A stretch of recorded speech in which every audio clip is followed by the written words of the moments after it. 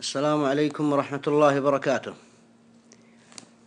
هذه القصيدة رد على الشاعر درهوم البقمي اللي وجهها للشيخ أبو حمد عواد الأحمدي.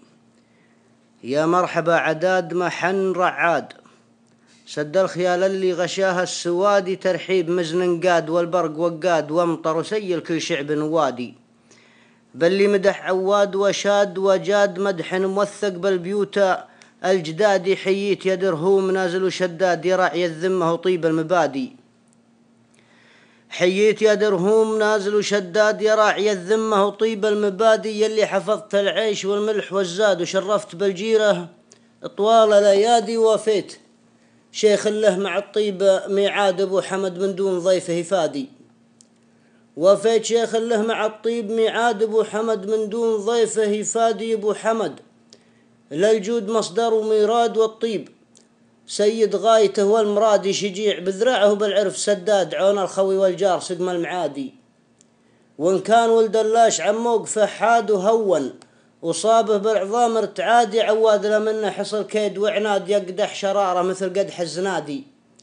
عواد لمنه حصل كيد وعناد، يقدح شراره مثل قدح الزنادي. شيخ يقود القوم ما هو من قاد، ورايه يدل اللي عن الدرب غادي. عواد فعله حط مرقام واعداد، وعواد نار ما تعقب رمادي. عواد فعله حط مرقام واعداد، وعواد نار ما تعقب رمادي. كنه مفضي ردها الوقت وانعاد، وتاريخ ابن والمان كنه عادي. تاريخ يذكر من عدن لين بغداد، تناقلتها الناس قبل الروادي.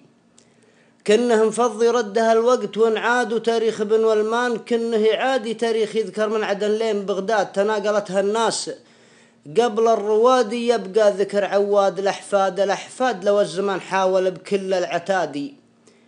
وانتم بقوم رجال وكرام وشداد أهل الوفا، واهل الرمك والشدادي. عدوكم يمسي بمثواه ما عاد، وحريبكم للعافية ما استعاد. يبقى طريح فراش ويموت ما فاد، وتلبس عليهم العيال الحدادي. صلى الله وسلم على المصطفى الهاد، اعداد ما كبر ونادى المنادي. الشاعر سلطان نهار الأحمدي.